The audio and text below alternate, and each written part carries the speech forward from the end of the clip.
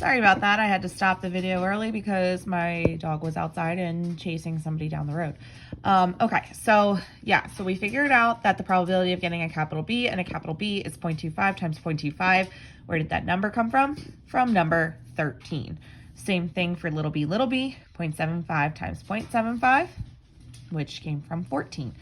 So now, we know that the total percent of the population has to be 100%, right? We have now used 6.25%, and we've also used 56.25%. So what is the total that we've used? 62.5%. So we still have more that we need to account for, right?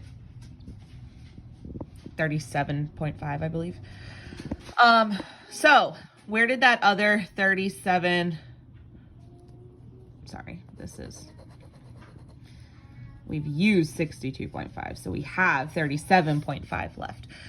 Okay, so where's that other 37.5 come from? Those are our heterozygotes. And so knowing that our probability to get a big B is 0.25, and our probability of getting a little b is 0.75, this only equals 18.25,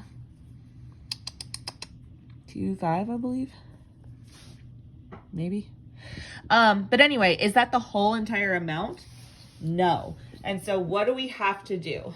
We have to then go back and say, okay, well, I can get, don't forget, there's two ways to get heterozygous offspring, big B, little b, or little b, big B. So because there's two ways, I have to multiply that by 2. And I end up with 37.5, and that's where the rest of them come from.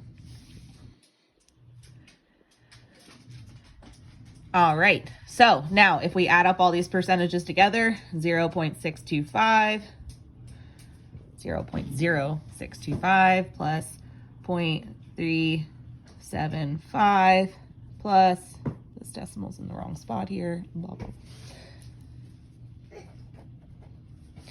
Sorry, plus 0.5625. In the previous question, I wrote the percents, not the decimals. I should have the decimals. This equals 100. And so we know we did it correctly. 18 and 19 kind of give each other away. So using P and Q as variables, write formulas for calculating the probability of an offspring from a population who have the following genotypes.